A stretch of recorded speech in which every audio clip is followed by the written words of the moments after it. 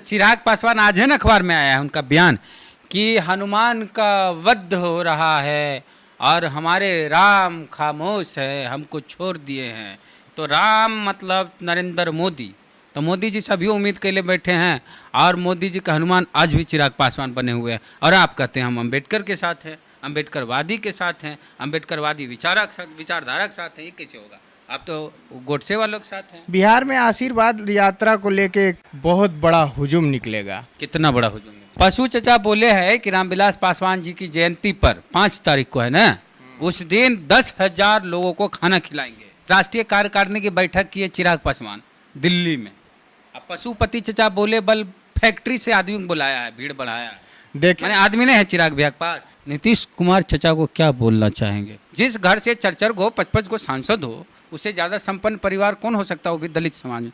तो उस परिवार में जन्म लिए चिराग पासवान कहते हैं बोला आरक्षण खत्म हो जाए। आरक्षण खिलाफ काहे बोले चिराग पासवान? पूरा जो आरक्षण सिस्टम है उसको ख़त्म किया जाए जातीय आधार पर, और उसको आर्थिक आधार पर आरक्षण दिया जाए, जिसके बारे में भीम आर्मी ने कहा है कि अगर ऐसी बात चिराग पासवान ने कही है तो चिराग पासवान पहले जनरल सीट से चुनाव लड़ें, उनके चचा चुनाव लड़ें और उनके चचेरे भाई चुनाव लड़े, और रामविलास पासवान जी भी चुनाव नहीं लड़े आज तक जनरल सीट से। तो चिराग पासवान कौन होते बोलने वाला कि जातिगत आरक्षण खत्म? आरजेडी के नेता तेजस्वी यादव ने चिराग पासवान जो कि लोजपा के नेता हैं उनको ऑफर दिए हैं कि हमारे साथ आइए महागठबंधन में और साथ में मिलकर राजनीति कीजिए। और ये भी बताइए कि क्या आप अंबेडकर साहब की विचारों के साथ हैं या गांधी के हत्यारे गोडसे के साथ हैं? हमारे साथ लोजपा के युवा नेता हैं अनुपम पासवान जी। हम हैं अभी अंबेडकर छात्रावास में। सबसे ज़्यादा चिराग पासवान के करीबी हैं अनुपम पासवान। पहली बात ये बताइए कि एगो खबर चल रहा है जिसमें ये बात आ रही है कि तेजस्वी यादव जी के ऑफर को चिराग पासवान जी ठुकरा दिए हैं। कौन बोला है कि आरजेडी के ऑफर को ठुकरा दिए? देखिए, ये विशेषाधिकार हमारे राष्ट्रीय अध्यक्ष जी का है। वो आरजेडी में रहेंगे या किसी दल के साथ रहेंगे, जिस दल के साथ रहेंगे पूरी कार्यकर्ता हम लोग, पूरी टीम हमारी लोक जनशक्ति पार्टी का एक एक कार्यकर्ता माननीय चिराग पासवान जी के साथ है। कि जैसा तेजस्वी जी बोले हैं कि आप आरएसएस वाले और जो गोडसे ओडसे के विचारधारा के साथ हैं चिराग जी, कि अम्बेडकर साहब के विचारधारा के साथ हैं? नहीं, बिल्कुल हम लोग बाबा साहब भीमराव अम्बेडकर के अनुयायी हैं और हमारे नेता आदरणीय श्री रामविलास जी ने आजीवन बाबा साहब अम्बेडकर के पद चिन्हों पे चलने का काम किया है। और बाबा साहब के नाम पे उन्होंने बहुत सारा दलित, देखिए बिहार में सेकेंड अम्बेडकर के नाम से जाने जाते हैं, पूरे देश में जाने जाते हैं श्री रामविलास पासवान, स्वर्गीय रामविलास पासवान जी पूरे देश में बाबा साहब अम्बेडकर के नाम से जाने जाते हैं, सेकंड अम्बेडकर कहलाते हैं। वो पूरे दलितों को एक साथ लेके चलने का काम उन्होंने किया है और हम लोग भी आदरणीय श्री रामविलास पासवान। अच्छा, तो चिराग पासवान आज है ना अखबार में आया है उनका बयान कि हनुमान का वध हो रहा है और हमारे राम खामोश है, हमको छोड़ दिए हैं। तो राम मतलब नरेंद्र मोदी। तो मोदी जी सभी उम्मीद के लिए बैठे हैं और मोदी जी का हनुमान आज भी चिराग पासवान बने हुए हैं। और आप कहते हैं हम अम्बेडकर के साथ हैं, अम्बेडकरवादी के साथ हैं, अम्बेडकरवादी विचारधारा के साथ हैं। ये कैसे होगा? आप तो गोडसे वालों के साथ हैं। नहीं, देखिए हम लोग बिल्कुल अम्बेडकरवादी विचारधारा के व्यक्ति हैं, लोजपा का कार्यकर्ता, लोजपा पार्टी का सिद्धांती हैं। दलित, शोषित, वंचित सभी समाज के वर्गों के साथ काम करना, उनका उत्थान करना और बाबा साहब के विचारधारा को आगे बढ़ाना। और यही काम हमारे नेता स्वर्गीय श्री रामविलास पासवान जी भी आजीवन करते रहे हैं। अब उन्हीं पर चिन्हों पे आदरणीय श्री चिराग पासवान। अच्छा, क्या तैयारी क्या है आशीर्वाद यात्रा की तैयारी को लेके बोलिए, क्योंकि बिहार में आप ही देख रहे हैं। इधर बिहार में आशीर्वाद यात्रा को लेके एक बहुत बड़ा हुजूम निकलेगा। कितना बड़ा हुजूम? इतना बड़ा जनाधार जिसकी संख्या नहीं बताई जा सकती, बहुत लाखों लोग रहेंगे और हर जगह से, बिहार के कोने कोने से हम लोगों को भी फ़ोन कॉल आते हैं, हम लोग भी संपर्क में रहते हैं। जिस तरह आक्रोश है लोगों में, जिस तरह का चिराग पासवान जी के माननीय हमारे नेता आदरणीय चिराग पासवान जी के लिए जो लोग आज कार्यकर्ता इतने व्याकुल हैं, जिस तरह से उनको धोखा दिया गया है अपने ही परिवार के द्वारा। तो देखिए, आदरणीय स्वर्गीय श्री रामविलास पासवान जी ने हमेशा अपने पार्टी और परिवार दोनों को संभाल के रखा।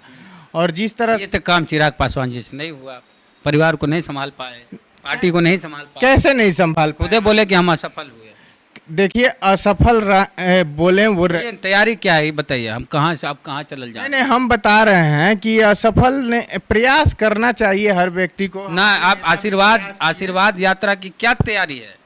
आशीर्वाद यात्रा की तैयारी है कि बिहार के कोने कोने से जो हमारे पार्टी के नेता माननीय श्री चिराग पासवान जी के साथ गद्दारी हुई है, पीठ में खंजर मारने का काम किया है, वो जवाब आशीर्वाद यात्रा के तहत लोग समर्थन में आके चिराग पासवान जी के साथ पूरा जनता बिहार के कोने कोने से दलित, वंचित, शोषित वर्ग की जनता उनके साथ है, मजबूती से कंधे मिला के चट्टान की तरह उनके साथ खड़ी है। और ये आदरणीय चाचा पशुपति पारस जी को जवाब मतलब देगी जनता। पशु चचा बोले हैं कि रामविलास पासवान जी की जयंती पर 5 तारीख को है ना, उस दिन 10,000 लोगों को खाना खिलाएंगे। देखिए, जन जन के नेता स्वर्गीय श्री रामविलास पासवान जी के जन्म दिवस पे अगर पशुपति चाचा जी ऐसा काम करते हैं तो सराहनीय है, करना चाहिए उनको। 10,000 व्यक्ति को खाना खिलाना चाहिए, वो 20,000 व्यक्ति को, पूरे बिहार की जनता को खाना खिलाएं।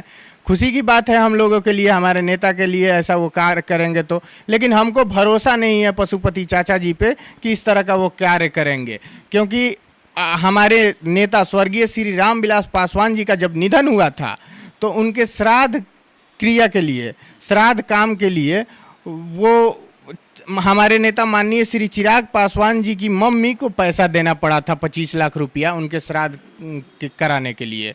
तो हमको नहीं लगता है कि जो श्राद्ध आदमी जो दलितों और शोषितों वंचितों के मसीहा जो रहे हैं, उनके श्राद्ध के लिए जो भाई अगर 25 लाख रुपया नहीं दे सकते थे, वो भी उनकी माँ को देना पड़ा, माननीय चिराग पासवान जी के माँ को देना पड़ा। तो ये कितनी शर्म की बात है। हमको नहीं लगता कि पारस चाचा जी 10,000 व्यक्ति को खाना खिला देंगे। जो व्यक्ति श्राद्ध नहीं करा सकते हैं, जन जन के नेता स्वर्गीय श्री रामविलास पासवान जी का, वो व्यक्ति खाना खिला देंगे। इस बात पे हमको बेतुका ये बातें लगती है। मैंने नहीं खिलाएंगे, एकदम नहीं, ऐसा कोई कार्यक्रम नहीं करा। अच्छा, एक चीज है, राष्ट्रीय कार्यकारिणी की बैठक की है चिराग पासवान दिल्ली में।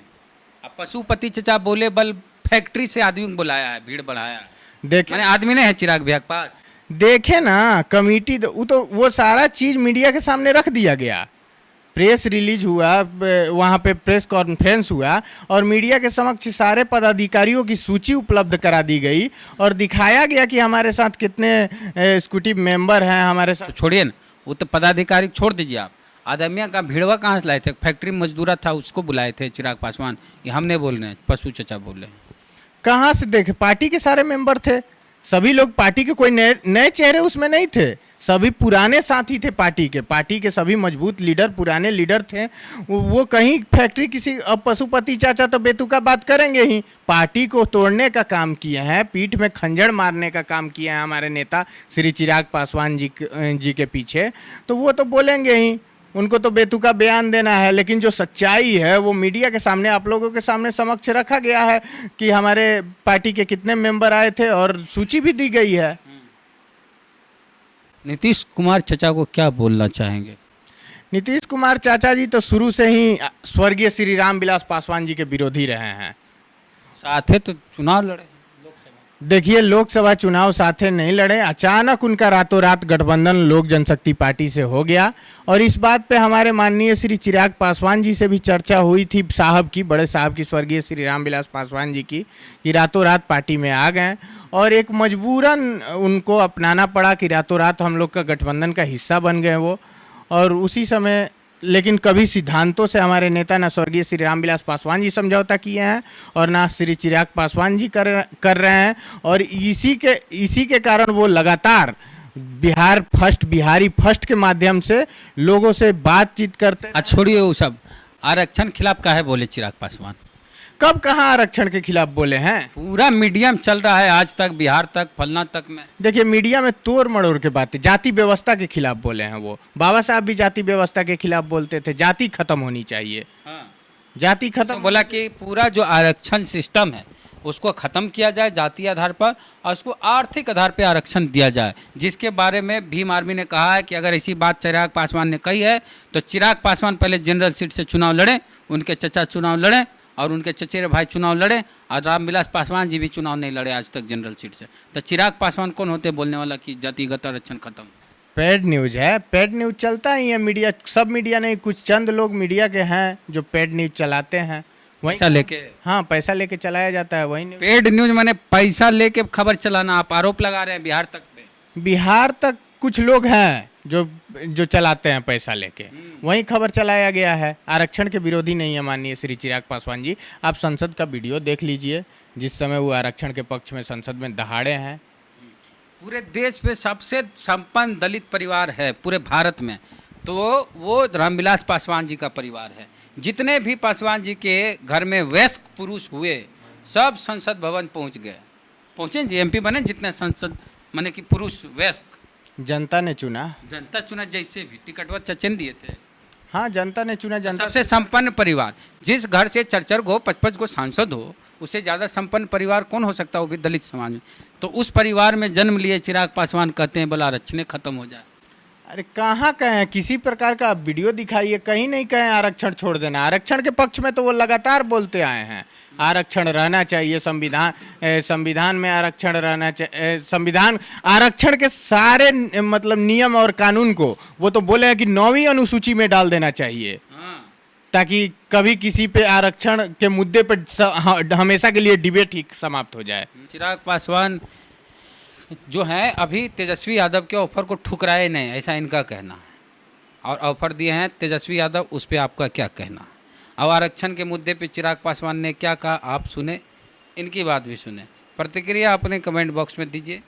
और फेसबुक पे वीडियो देख रहे हैं, पसंद आया तो शेयर कीजिए, पेज को लाइक फॉलो नहीं किए तो भी कर लीजिए। और हमारे यूट्यूब चैनल पे वीडियो देख रहे हैं, हमारे सब्सक्राइबर नए हैं तो घंटी बजा के सब्सक्राइब कीजिए। चलते हैं, जय भीम, जय भारत।